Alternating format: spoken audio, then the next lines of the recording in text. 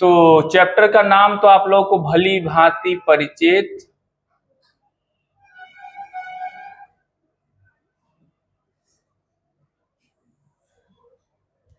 Structure of atom, structure of, ठीक है, या इसी को एटॉमिक स्ट्रक्चर भी कहते हैं हम लोग। कोई दिक्कत? आप प्रीवियस चैप्टर पढ़ चुके हैं जिसमें आप लोगों ने मूल्स के बारे में बहुत सारी चर्चाएं की, बहुत सारे कंसंट्रेशन के टर्म देखे। उसमें एक चीज आपने बहुत गौर करके देखा होगा कि मैं जब भी मूल की बातें कर रहा था तो मैं किस पार्टिकल की बात कर रहा था? माइक्रोस्कोपिक पार्टिकल की। वहां इस दुनियावी चीजों के बारे में बातें हो रही थी क्या? नहीं हो रही थी। इसका क्या मतलब है कि हम जब बातें कर रहे थे तो किसकी बातें कर रहे थे? एटम की, मॉलिक्यूल्स की, आयन्स की। ठीक है, आपको यह भी पता है कि एटम्स क्या होते हैं, आज सबको पता है। आज सबको यह भी पता है कि एटम के अंदर क्या होते हैं, यह भी सबको लगभग पता है। आपको यह भी पता है कि एटम के अंदर जो पार्टिकल्स है उनका फंक्शन कैसे होता है, वो किस तरीके के प्रॉपर्टीज धारण करके रहता है, या उसका बिहेवियर कैसा है। ये बहुत सारी बातें आज सबको पता है ना। लेकिन आज से 2000 साल पहले जाइए, ये बातें कितने लोगों को पता होगी कि एटम जैसा कोई स्ट्रक्चर छोड़ देते हैं। स्ट्रक्चर तो बात की बात है, पहले जान तो ले कि वो है क्या, फिर ना स्ट्रक्चर जानेंगे। कितने लोगों को ये पता थी कि एटम जैसी चीजें होती है आपके यहाँ मतलब सराउंडिंग में? गीतांजलि, कितने लोग पता थे? नहीं पता थे। उनको तो यही लगता था कि पीस दो, चूर दो, कुछ कर दो, एक छोटा छोटा छोटा बन रहा है, वही चीज है, उसी से सब कुछ बना हुआ है। जो दिखता था उसी को बोलते थे। नहीं, पार्टिकल बना दो, जहां तक आंखों से दिख रहा है वही है वो पार्टिकल, उसी से सब लोग खुश रहते थे। नहीं रहते थे जी। तो सबसे पहले इंसानों की शुरुआत जिज्ञासा के साथ हुई। इंसानों की शुरुआत मतलब बौद्धिक विकास की शुरुआत में कह रहा हूं। और उसी जिज्ञासा में एक कड़ी जुड़ता है, किसकी जिज्ञासा? कि ये जो मटेरियल वर्ल्ड बना हुआ है, ये मटेरियल वर्ल्ड किससे बना हुआ है? इस मटेरियल वर्ल्ड को जो कंस्टिट्यूएंट समझ रहे हैं ना, कोई ना कोई ऐसा पार्टिकल होगा जो इससे ये पूरा का पूरा मटेरियल वर्ल्ड बना हुआ है। एक बेसिक पार्टिकल होगा। ये बहुत ही स्वाभाविक रूप का जिज्ञासा है कि नहीं है गीतांजलि? आप लोगों को भी होता है ना? अब आप लोगों को पता है, बहुत ही और भी चीजों के लिए होता होगा। जैसे ये अब आप लोगों का जिज्ञासा बहुत बढ़ गया। अब आप लोगों को जिज्ञासा होगी कि यूनिवर्स किससे बना हुआ है, कोई ना कोई ऐसा अल्टीमेट पार्टिकल होना चाहिए। इतनी बड़ी जिज्ञासा हो गई है। अब छोटी छोटी बातें नहीं करते हम लोग, बहुत डेवलप कर गए हैं। नहीं तो अब आप लोग का सोच, गॉड पार्टिकल का नाम सुना है? आज से कुछ साल पहले एक्सपेरिमेंट हुई थी, आप लोग तो शायद उस समय न थे, मुझे याद है, तो तुम लोग कैसे नहीं थे? हो गए। किस साल की बात होगी ये? 11, मैं भी भूल, 11, 12, 13 ऐसे की कुछ बात होगी। 11 मैं बच्चा ही था, तो लोग बोलते थे आज दुनिया खत्म, एक्सपेरिमेंट हो रहा है कुछ, दुनिया आज कोलैप्स। अरे हंसी आ रही, उसमें सब डर का माहौल था, देखना जाके। तो उस समय बेसिकली लोगों को था कि रिसर्च चल रहा था, वही जो मैंने अभी बताया कि यूनिवर्स एक तरीके का जो एक होता है ना कि बहुत ही कंस्टिट्यूएंट पार्टिकल है, फंडामेंटल पार्टिकल, जिससे सारा, जिसमें मास कैसे आ रहा है। जैसे लोग बोलते हैं ना कि mass is the intrinsic property, लेकिन मास आ कैसे रहा है क्या मास? ये तो पता नहीं है अभी तक कि कैसे आ जा रहा है हम में, आप में। तो उसी की खोज में लोग बोलते हैं कि एक पार्टिकल है जिससे पूरा यूनिवर्स बना हुआ, गॉड पार्टिकल, ये वो थ्योरी है। उस दिन सबको डराया गया था काफी कि आज जो है दुनिया खत्म होने वाली है। ठीक है, कोई दिक्कत? अब उस एक्सपेरिमेंट के बारे में जाके देखिएगा। ठीक है, बाकी हम लोग यहाँ आते हैं। तो एक स्वाभाविक जिज्ञासा जागी होगी कि मटेरियल पार्ट के या मटेरियल जो अभी बना हुआ है किससे मिलके बना हुआ है। ठीक है, कोई दिक्कत? जब ये आपको एक समझ विकसित होनी शुरू हुई तो आप लोगों ने कहा, तो हम लोगों ने, आप लोगों का मतलब यहाँ पे हम लोगों ने, कि कंस्टिट्यूएंट पार्टिकल एक परमाणु है। फिर कहीं और कल्चर में उसे कुछ और नाम दिया गया। फिर 18 कितना था, 1807 या कुछ में, इसी समय में डाल्टन साहब की थ्योरी आती है, डाल्टन्स एटॉमिक थ्योरी। उसके बाद दुनिया जो है अलग ढंग से सोचने लगती है, नहीं सोचने लगती है। तो सबसे पहले तो हम इस चैप्टर में क्या देखेंगे, आपको डिस्कवरी ऑफ एटम, ये एटम की खोज, ये पहला टॉपिक हम लोग देखेंगे। इसे मैं बहुत जल्दी निपटा दूंगा, कोई दिक्कत नहीं। फिर हम लोग जैसे ही डिस्कवरी पढ़ लेंगे, एटम के बारे में पढ़ लेंगे, अपनी जिज्ञासा तो शांत होती नहीं है, इंसान है, इंसान को तो और चाहिए भाई, ज्ञान की भूख बड़ी तगड़ी होती है, उसे और चाहिए, और जानना है उसे। तो बोलेगा अच्छा अच्छा एटम की प्रॉपर्टी देखो, तो वो एटम की प्रॉपर्टी चेक करने लगते हैं। क्या चेक करने लगते हैं? प्रॉपर्टीज ऑफ,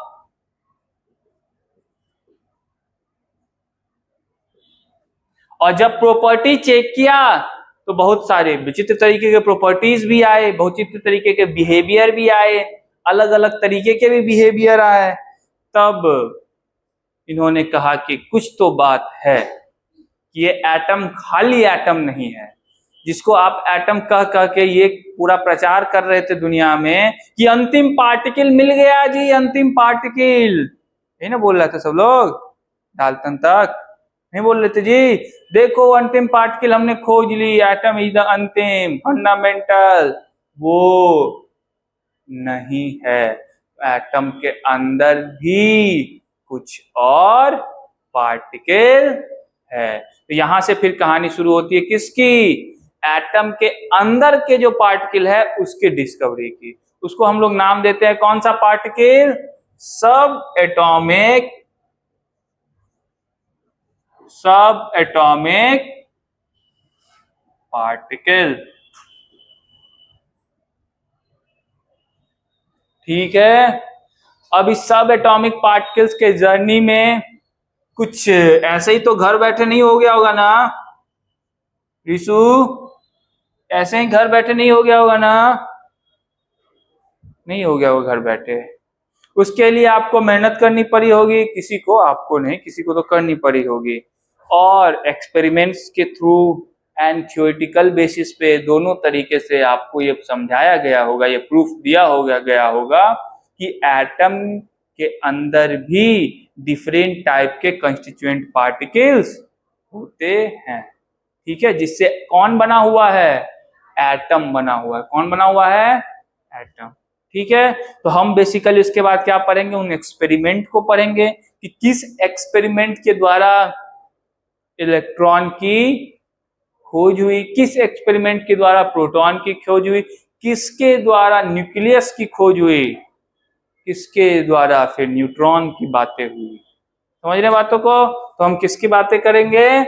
एक्सपेरिमेंट्स के। ठीक है, और एक्सपेरिमेंट की बातें करेंगे तो उसमें फिर किसकी डिस्कवरी देखेंगे? इलेक्ट्रॉन की डिस्कवरी, और किसकी डिस्कवरी? प्रोटॉन की डिस्कवरी। और एक्चुअली हम लोग डिस्कवरी ऐसे, इसको ऐसे लिखिए, न्यूक्लियस, और न्यूक्लियस में प्रोटॉन और न्यूट्रॉन। ठीक है, इन सब के हम लोग क्या पढ़ेंगे? फिर डिस्कवरी पढ़ेंगे। सिर्फ पढ़ेंगे नहीं थियोरेटिकली, ऐसे कह दिया मैंने कहानी कि आज से 1498 में वास्को डी गामा भारत की खोज की थी, ये इतना कहने से काम नहीं चलेगा। उस एक्सपेरिमेंट को भी पढ़ेंगे, उसके डिजाइन को भी देखेंगे, उसका एस्पेक्ट क्या था ये देखेंगे, क्या क्या थ्योरी वहां से आई वो देखेंगे, फिर कंक्लूजन ड्रॉ करेंगे। कोई दिक्कत? समझ रहे हो ना? ऐसे नहीं पढ़ा जाता। कहानी है लेकिन कहानी में भी साइंटिफिक मेथड्स होंगे। ठीक है, कोई दिक्कत? ओके। तो जब इन सब एटॉमिक पार्टिकल्स की मान लेते हैं कि खोज हो गई, पता चल गया इलेक्ट्रॉन है, प्रोटॉन है, तो न्यूट्रॉन भी है, न्यूक्लियस की भी खोज हो गई, फिर आता है मेन मुद्दा कि चलो खोज तो कर लिए कि सारे के सारे जो सब एटॉमिक पार्टिकल है वो मौजूद है वहां पे, लेकिन कैसे मौजूद है, किस तरीके से अरेंजमेंट है, कैसे रह रहे हैं एक दूसरे के साथ सामंजस्य बना करके, ये भी तो जरूरी है रिशु। जरूरी नहीं है जी, सिर्फ खोज लेने से काम नहीं चलता है, उसके मॉडल भी तो तलाशने पड़ते हैं कि कैसे टिका हुआ है वो, क्या नहीं तलाशने पड़ते हैं? तो इसके बाद डिफरेंट साइंटिस्ट आए और उन्होंने क्या देना शुरू किया, एटॉमिक मॉडल। क्या देना शुरू किया? अब अच्छा, अब कोई ऐसा तो होगा नहीं कोई झांक के ऐसे देख रहा होगा 19 कुछ में एटम को, मेरी बातें समझ रहे हैं ना? एटम को ऐसे देख रहा होगा आंखों से, कोई झांक के नहीं देख रहा होगा। तो क्या कर सकते थे वो, अपने एक्सपेरिमेंट के बेसिस पे, थ्योरी के बेसिस पे मॉडल दे सकते थे। मॉडल का मतलब क्या होता है इसके बारे में मैं समझाऊंगा। तो डिफरेंट साइंटिस्ट आए, उन्होंने क्या देना शुरू किया फिर, एटॉमिक मॉडल, एटॉमिक मॉडल्स। कोई दिक्कत? अच्छा, मॉडल्स के बारे में थोड़ी सी चर्चा कर दूं, फिर बाद में मैं भूल जाऊं क्या हो ना हो। तुम लोगों को क्या लगता है मॉडल क्या होता है? एक पिक्चर बना दिया, उसके अंदर एटम को ऐसे ऐसे दिखा दूंगा, इलेक्ट्रॉन दिखा दूंगा, प्रोटॉन दिखा दूंगा, न्यूक्लियस ऐसे दिखा दूंगा, यही होता है क्या? आप लोग को यही लगता होगा मॉडल का मतलब? चल रहा है क्या? चल ही नहीं रहा है क्या ये? वो चल रहा है। मॉडल का मतलब क्या होता है, कुछ बोलिए आप लोग भी। या आप लोग को तो यही लगता होगा कि एक पिक्चर बना देते हैं, मॉडल हो गया। क्यों रिशु? रिशु का एक मॉडल है, 2 पैर है, 2 हाथ है, मुस्कुराता हुआ चेहरा है, आंखें देखो। ठीक है, डराओ मत। मॉडल का मतलब यही समझते थे ना कि एक पिक्चर बना के उसमें दिखा दिया जाए, लेकिन सिर्फ ऐसा नहीं समझना है कि मॉडल का मतलब ये होता है कि पिक्चर बना के ये दिखा दिया गया, ऐसा नहीं। समझ गए? उस पिक्चर को बनाने के समय, पिक्चर तो बहुत बाद की बात है, उस पिक्चर को बनाने के समय, बनाने की ड्यूरेशन में, बनाने से पहले जितने थ्योरीज आए होंगे वो थ्योरीज बेसिकली मॉडल है। मॉडल मतलब कोई पिक्चर नहीं होता साइंस में।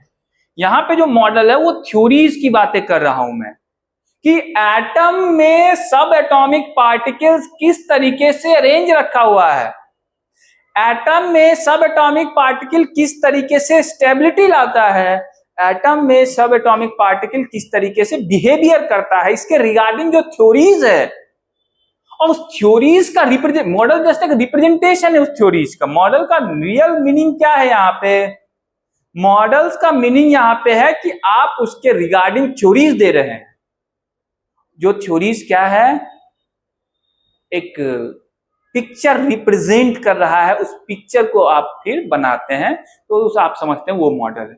लेकिन मॉडल वो नहीं। मॉडल का मतलब क्या है यहाँ पे, उसके रिगार्डिंग जो थ्योरीज आई हैं, उसके रिगार्डिंग जो कॉन्सेप्ट आपने दिया, दैट इज द मॉडल। ठीक है, कोई बात नहीं। वो तो समझाने का एक तरीका है कि फील आ जाता है, एटम को ऐसे देखते, इलेक्ट्रॉन को बीच में घुमा दिया ऑर्बिट पे, मजा आ गया। नहीं आया मजा? कोई बात नहीं। तो हम लोग इसी तरीके के डिफरेंट मॉडल देखेंगे। उसमें एक पहला और प्रिलिमिनरी मॉडल है, प्रारंभिक दौर का मॉडल है, जो मॉडल बहुत ही एप्लीकेबल नहीं था। कौन सा मॉडल? Thompson model. कौन सा मॉडल?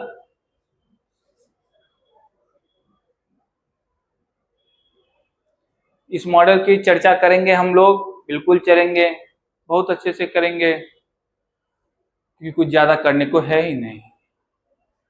ठीक है, इस मॉडल में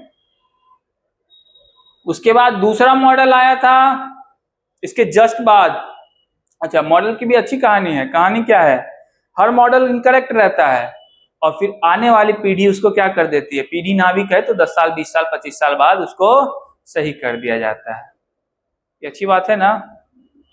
इससे क्या पता चलता है कि साइंस का भी जो डेवलपमेंट है वो कैसे हुआ है, ऑर्डर्ड वे में होता है। ऐसे ही सुबह उठ के ऐसे ब्रश करते हुए ख्याल नहीं आ गया अच्छा आज मॉडल देना है आइटम को, चलो दे आते हैं, ऐसे ही नहीं हुआ होगा। उसके पीछे कई जनरेशन ने काम किया है, उस जनरेशन के काम आपके पास है, वो आपका अनुभव है। उसके बाद कई सालों तक कठिन परिश्रम करने के बाद इस फील्ड में कुछ हो पाता है। समझ रहे बातों को। तो ये इनकरेक्ट मॉडल थी, काफी इनकरेक्ट मॉडल थी। इसको करेक्ट करने के लिए मॉडल आते हैं किसके, रदरफोर्ड साहब के। इनका काम बहुत, इनका नाम दोनों, रदरफोर्ड साहब का काम और नाम दोनों बहुत सम्मान से लिया जाता है। ठीक है, कोई दिक्कत, एक्सपेरिमेंट के कारण। अल्फा रे एक्सपेरिमेंट हमने सुना होगा ना, बस इन्हीं की देन थी। और बहुत उस समय के बहुत रिवॉल्यूशनरी एक्सपेरिमेंट थी, इसलिए बहुत इज्जत है इनका, रदरफोर्ड का। तो रदरफोर्ड साहब ने भी अपना मॉडल दिया, तो उसके बाद किसकी मॉडल आएगी, रदरफोर्ड मॉडल की। लेकिन रदरफोर्ड मॉडल भी पूर्णतः सही होगी इस बात की आपको भरोसा है। किसको किसको भरोसा है, और आप तो चाहते हैं कि सब सही हो जाए इसके बाद कुछ ना पाना पड़े, लेकिन ऐसा होगा नहीं गीतांजलि, समझ रहे ना।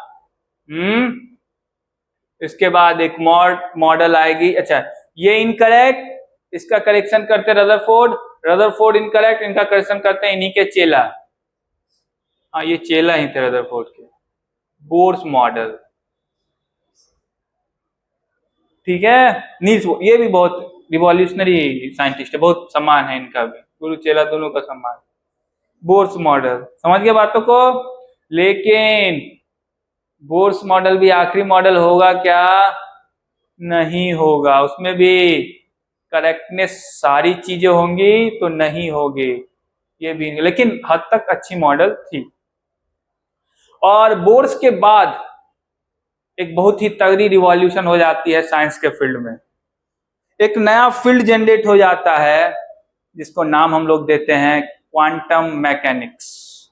क्या नाम देते हैं, उससे पहले जो मैकेनिक्स चल रही थी वो कौन सी मैकेनिक्स थी, क्लासिकल मैकेनिक्स। कौन सी मैकेनिक्स, लेकिन बोर्स और इसके कंटेम्परेरी, बोर्स और इनके कंटेम्परेरी हमको स्क्रॉडिंगर थे, पढ़ाऊंगा मैं। और उसके बाद बोर्स का भी कुछ काम है, बोर्स भी थ्योरी को मानते हैं। और उसके बाद के जो जितने भी साइंटिस्ट हैं उन्होंने इतना तगड़ा काम किया है इस मैकेनिक्स पे, एक नई ब्रांच डेवलप हो गई फिजिक्स में, और आज के समय में जो वही सब जगह चल रही है। क्लासिकल मैकेनिक्स तो अब एंडिंग की ओर चलाएंगे। ठीक है, उसका हो गया, जितना उसमें काम वाम होना था सब हो गया।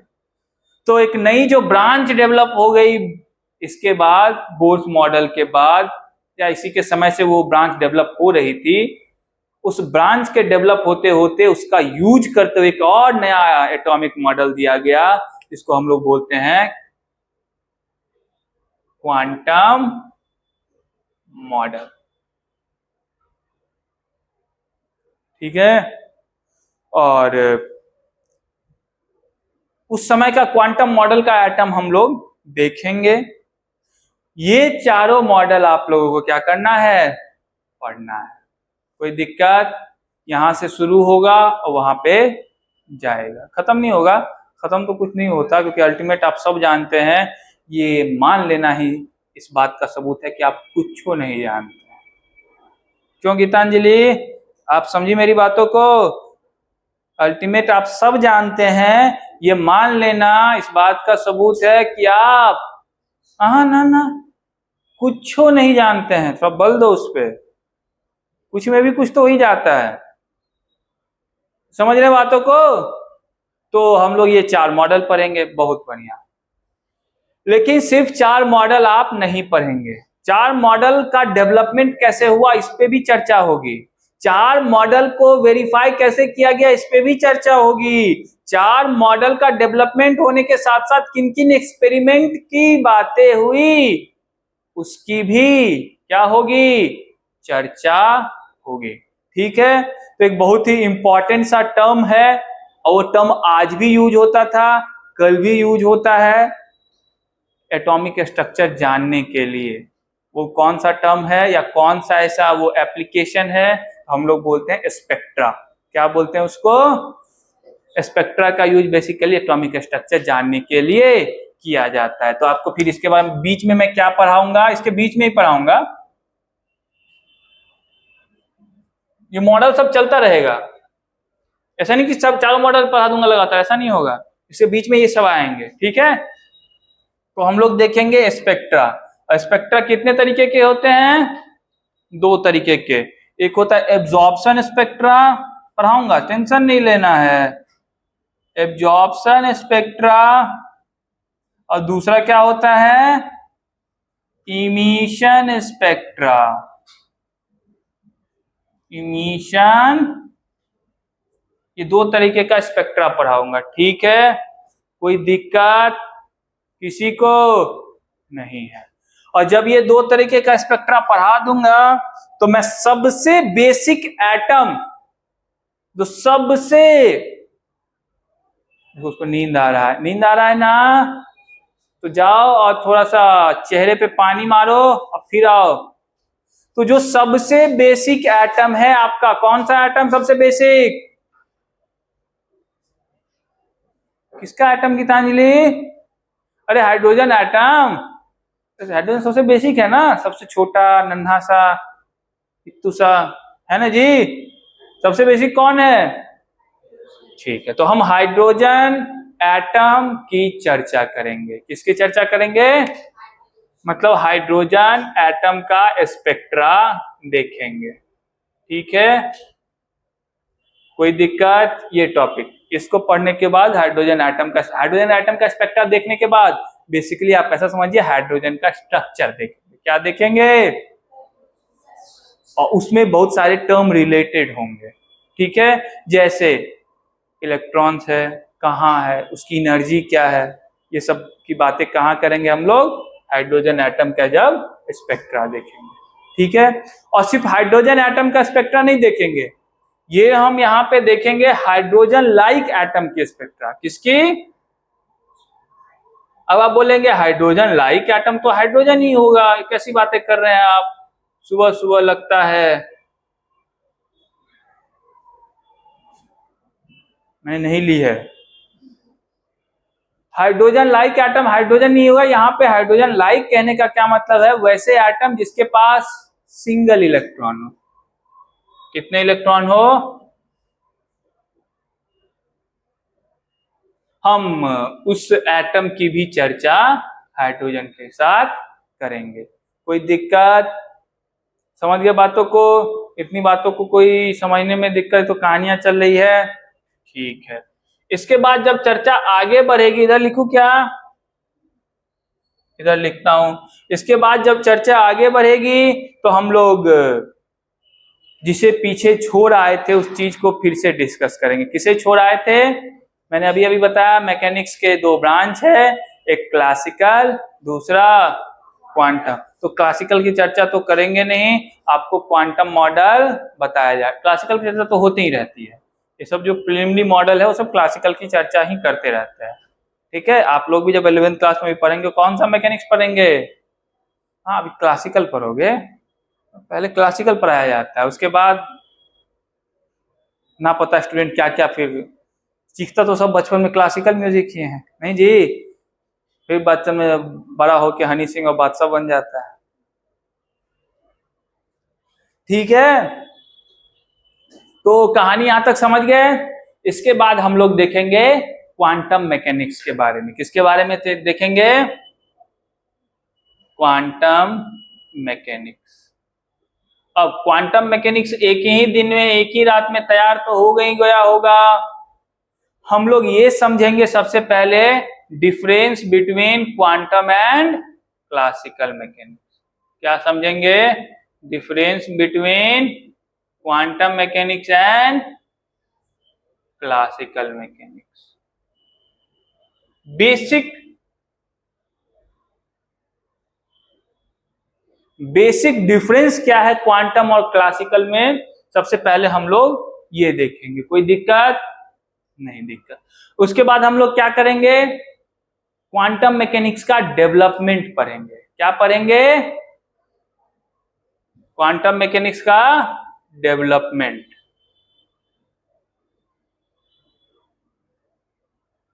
Of quantum mechanics. ठीक है कहानी। इसके बाद हम लोग जानेंगे क्वांटम मैकेनिक्स का जब डेवलपमेंट हो रहा था, उसके बाद ये बहुत ही विवादास्पद टॉपिक था, बहुत ही विवादास्पद प्रश्न था साइंटिस्ट के पास, इसकी कहानी आज भी ये कह के छोड़ दी जाती है कि ये क्या है पता नहीं। अल्टीमेटली लाइट क्या है? गहरा सवाल है, ऐसे हल्के में मत बोल दिया करो। अब ठीक है ना, लाइट, हाँ तो वो लाइट जो है वो क्या है? लाइट वेव है कि पार्टिकल है? हाँ क्या है जी? लाइट वेव है कि पार्टिकल है? दोनों है। बोलो, दोनों है, बात सही है। तो ये जो प्रश्न चला आ रहा था साइंटिस्ट के बीच कि लाइट वेव है, तो पहले कुछ लोग पार्टिकल बोले, फिर वेव का चला अपना एक दबदबा, फिर पार्टिकल पे आ गया, बाद में अभी कंक्लूजन क्या चल रहा है कि लाइट दोनों है। ठीक है, और साइमल्टेनियसली दोनों बिहेवियर शो करता है, साइमल्टेनियसली एक ही समय लाइट के जैसा भी कर देगा, पार्टिकल जैसा भी करेगा। कुछ एक्सपेरिमेंट जो वेव थ्योरी के द्वारा ही एक्सप्लेनेबल है, वो भी लाइट के द्वारा शो किए जाते हैं। कुछ एक्सपेरिमेंट जो पार्टिकल थ्योरी से ही सिर्फ एप्लीकेबल है, वो भी लाइट के द्वारा शो किया जाता है। तो अगला टॉपिक जो मैं पढ़ाऊंगा वो क्या होगा आपको? ड्यूअल नेचर ऑफ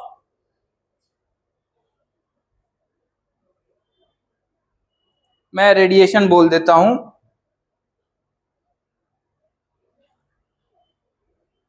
या स्पेसिफिकली बात करें तो लाइट की बातें कर रहा हूं। ठीक है, हम लोग समझ गए क्या पढ़ेंगे? लाइट का ड्यूअल नेचर। अभी पढ़ना नहीं है, कहानी कथा नहीं सुनाऊंगा मैं बताऊंगा कि लाइट क्यों ड्यूअल नेचर शो कर, कौन कौन सा एक्सपेरिमेंट इसको वेव बना रहा है, कौन कौन सा एक्सपेरिमेंट पार्टिकल बना रहा है। वैसे क्वांटम मैकेनिकल मॉडल जो पढ़ेंगे तो उसमें मुझे जरूरत पड़ेगी उसके पार्टिकल नेचर की ही। ठीक है, किसकी जरूरत पड़ेगी? लेकिन फिर मैं उस पार्टिकल को वेव बनाऊंगा। समझ रहे बातों को?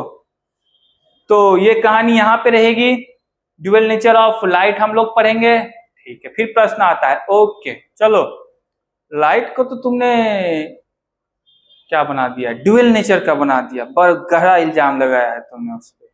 थोड़ा अपने बारे में बताओ, तुम क्या हो?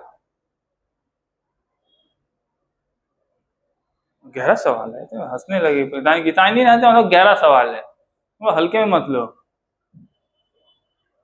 तुम क्या हो? तुम कहने का मतलब, तुम्हारी बातें नहीं कहा, तुम्हारी भी बातें कर रहा हूं मैं। पार्टिकल जो तुम देख रहे हो अपने आंखों से, वो मैसिव पार्टिकल जो सिर्फ पार्टिकल दिखता है तुमको, वो क्या है? ये तो सबसे अच्छा, मैं एक बच्चे से पूछूंगा लाइट पार्टिकल है, वो क्या बोलेगा? कैसे कैसा मास्टर है जी, इसको पार्टिकल बोल रहा है, गधे हो तो, वेव है यही बोलेगा।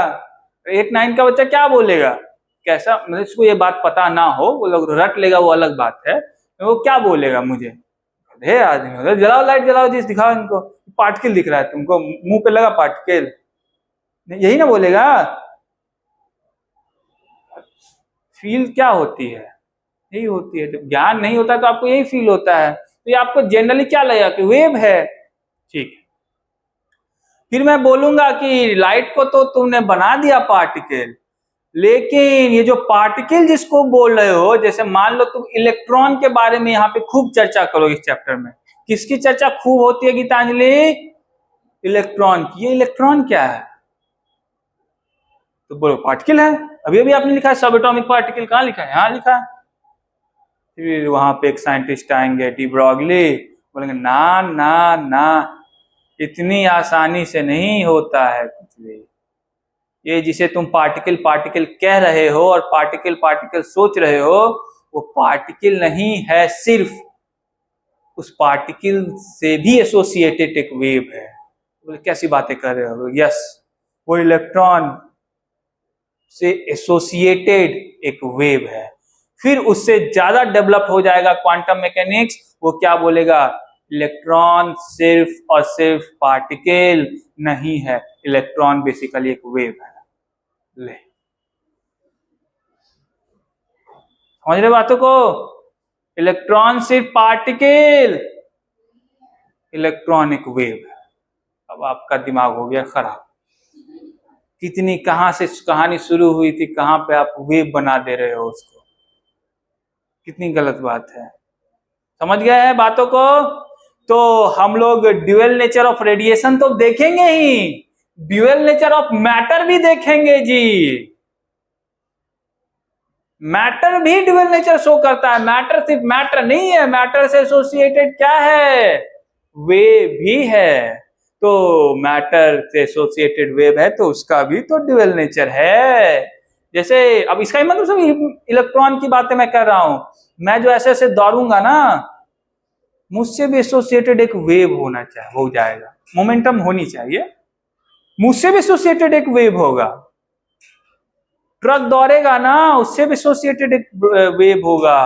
वो फाइटर जेट दौड़ेंगे ना, दौड़ेंगे नहीं, उड़ेंगे ना, उससे भी एसोसिएटेड वेव होगा। हाँ, भले ही वो वेव आप डिटेक्ट नहीं कर पाए, वो डिटेक्टेबल वेव नहीं है।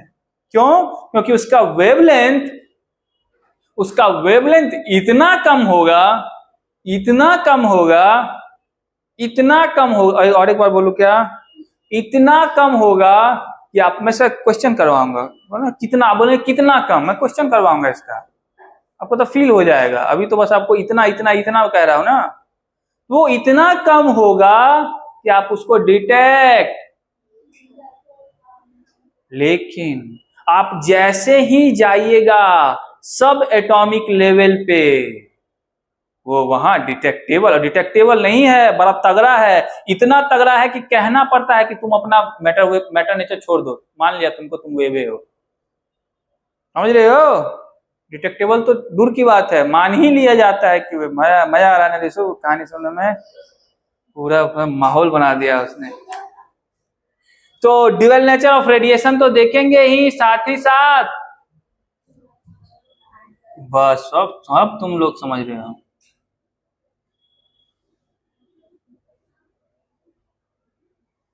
मैटर भी देखेंगे, और खासकर मैं किस मैटर की बात करूंगा यहाँ पे?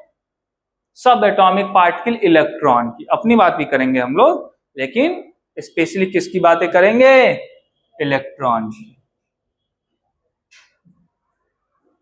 कोई दिक्कत? बोलिए, यहां तक में किसी को कोई समस्या? समझ रहे हैं? उसके बाद हम लोग एक बहुत ही क्रांतिकारी, बहुत ही, क्या वर्ड इसो, इंपॉर्टेंट एक्सपेरिमेंट देखेंगे और थ्योरी देखेंगे, जिसके कारण आइंस्टीन साहब को क्या मिला था? इनको आपको भी मिला था ना नोबेल, आपके रचयिता को मिला था ना? हाँ, जिन्होंने गीतांजलि लिखी थी। तो आइंस्टीन साहब को उसी एक्सपेरिमेंट के लिए क्या मिला था? हाँ, तो कौन सा एक्सपेरिमेंट था वो? Photo electric effect. इसके बाद हम लोग क्या पढ़ेंगे? Photo electric effect.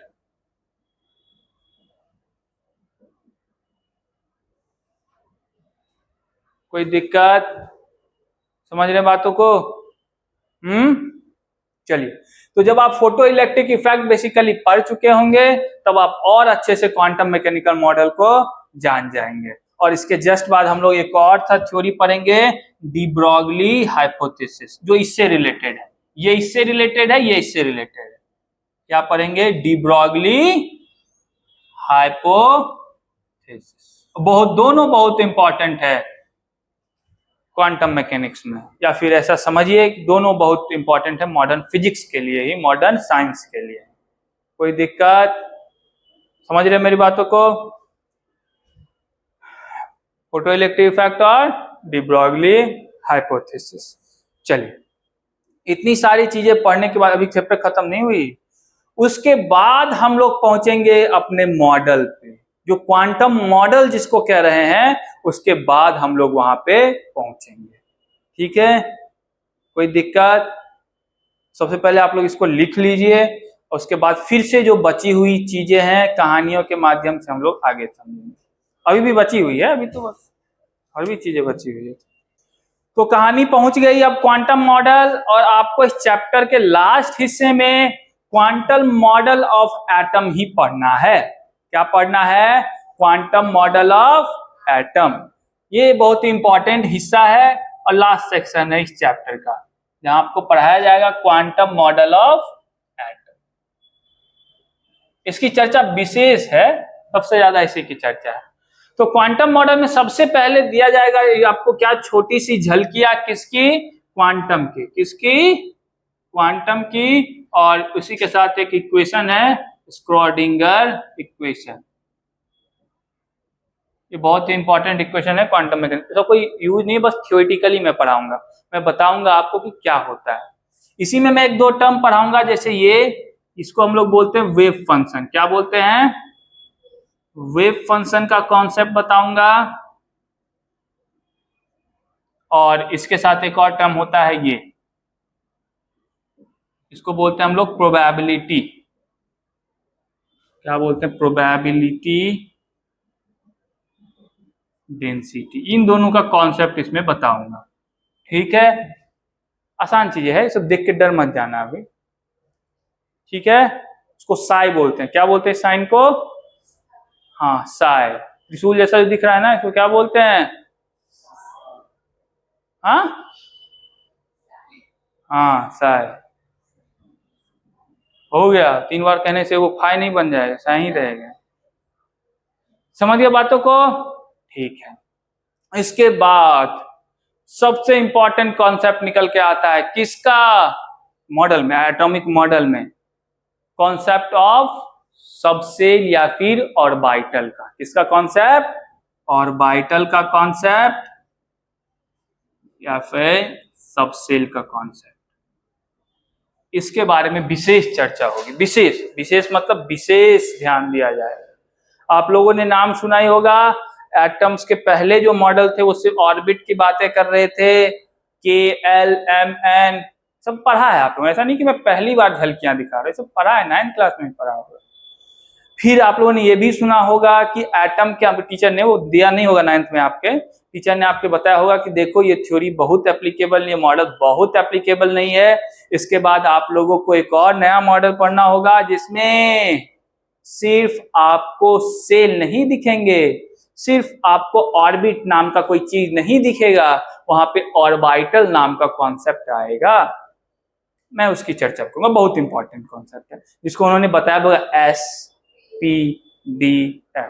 कोई दिक्कत? तो हम उसी ऑर्बिटल्स की चर्चा करेंगे। उस ऑर्बिटल में इलेक्ट्रॉन किस तरीके से अरेंज रहता है, उसका स्ट्रक्चर कैसे होता है, उसकी भी चर्चा करेंगे। ठीक है, स्ट्रक्चर ऑफ एटॉमिक ऑर्बिटल, इसकी चर्चा करेंगे। कोई दिक्कत? समझ गए? और फिर हम लोग लास्ट में आके चर्चा करते हैं किसकी? कि इस ऑर्बिटल्स में इलेक्ट्रॉन किस तरीके से अरेंज रहता है, arrangement of orbital inside the, arrangement of electron inside the atom. Orbital specifically कहा जाए तो ऑर्बिटल, और कुल मिला के कहा जाए तो वो हो गया एटम में ही ना, नहीं। तो किस तरीके से ऑर्बिटल में इलेक्ट्रॉन अरेंजमेंट रखता है इसकी चर्चा लास्ट में करेंगे, और उससे स्पेसिफिक होके हम इस बात की चर्चा करेंगे कि फलना एटम में इस तरीके का अरेंजमेंट मिलता है। चिल्ला में पाना चिल्ला समझते हो ना तुम लोग, एक्स में ये मिलता है, वाई में इस तरीके का अरेंजमेंट मिलता है। कोई दिक्कत? जिसको आप लोग क्या बोलते हैं बेसिकली, इलेक्ट्रॉनिक कॉन्फ़िगरेशन, उसकी भी चर्चा करेंगे। लेकिन इलेक्ट्रॉनिक कॉन्फ़िगरेशन से पहले ऑर्बिटल में कैसे इलेक्ट्रॉन को भरा जाए, ऑर्बिटल में कैसे इलेक्ट्रॉन अरेंज रहता है, इसको लेके कुछ रूल्स पढ़ेंगे। उसके बाद हम लोग फिर आगे बढ़ेंगे। Rules of filling electron in orbital, इसके बारे में पहले चर्चा करेंगे, और फिर हम लोग कहां चलेंगे, इलेक्ट्रॉनिक कॉन्फ़िगरेशन।